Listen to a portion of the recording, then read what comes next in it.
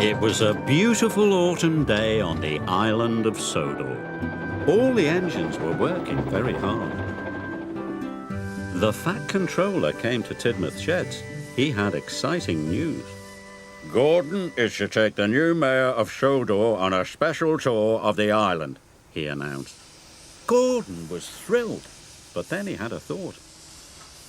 Who will take the express, sir? He asked. The other engines were excited. Pulling the express was an important job. Everyone wanted to be chosen, but the Fat Controller chose Emily. When the Fat Controller left, Emily was very happy, but Gordon wasn't impressed. The express is the longest passenger train on the island, he sniffed. I always cross the island twice by tea time. You'll never do that. I've got big wheels and I'll do my best, said Emily. Big wheels don't make a big engine, boasted Gordon. Everyone knows I'm the best.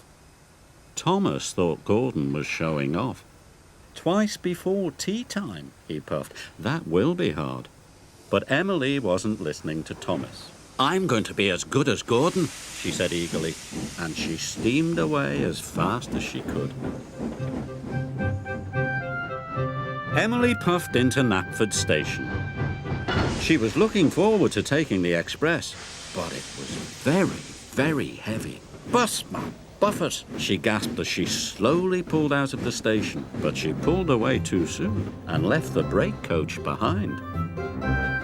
Emily puffed with all her might. She was determined to be fast.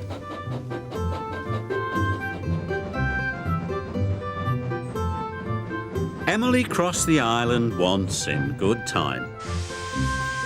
I am as good as Gordon, she puffed proudly.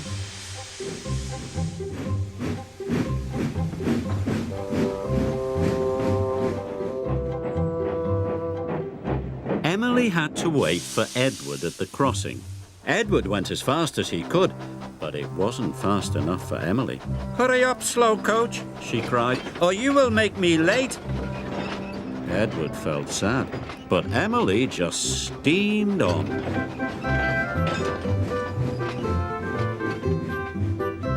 Emily stopped in Maithwaite Station. The express was a guaranteed connection with Bertie the bus, but Bertie hadn't arrived. He'd had a flat tyre and was running late. Emily tried to wait. She counted to 10 twice, but she felt as if her boiler would burst. I'm going to be the slowest engine on Sodor, she cried, and it's not my fault. And she puffed away. When Bertie arrived, Emily had already left. Emily needed to take on water, but James was at the water tower. He was pulling the slow goods train. Emily wanted to go first. It doesn't matter if you are late, she said. You must wait your turn, said James crossly. Express trains don't wait, said Emily. And she left without taking on water. Emily went faster than ever. Her carriages rocked and rolled, and her passengers were biffed and bumped and bounced.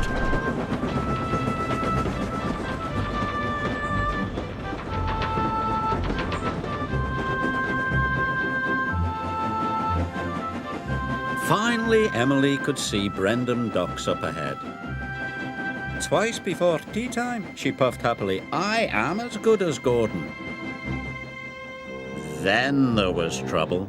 Emily slowed down. What's happening to me? She cried. She went slower and slower. Emily had run out of water.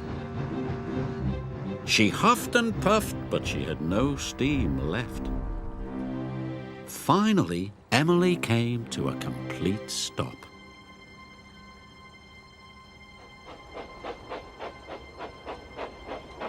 The Fat Controller arrived on board James. He was very cross. You should have waited, said the Fat Controller, and now you have caused confusion and delay. You left the brake coach, stranded Bertie's passengers and bumped your carriages. You must learn to be more patient. Emily knew the Fat Controller was right. She felt very bad. She was only trying to be as good as Gordon. "I'm sorry, sir," she said sadly. James pulled Emily into the docks. Then he went back to collect the express. Now I need an engine to take the slow goods train, said the Fat Controller. Emily had an idea. "May I take it, sir?" she said, "if I promise to go slowly?" The Fat Controller thought it was a grand idea. The slow goods train needs lots of patience, he said. Emily was pleased. She was determined to do a good job.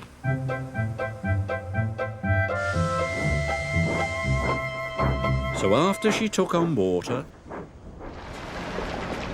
and lots of coal, Emily buffered up to the slow goods train.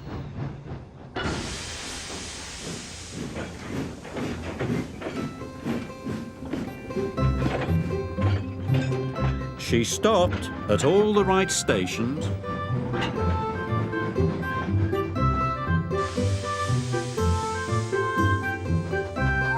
and she let all the other engines go first.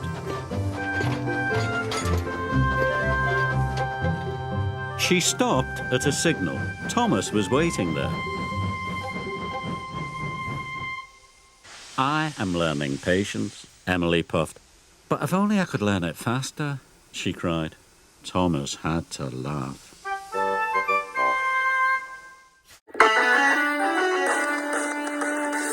Go, go.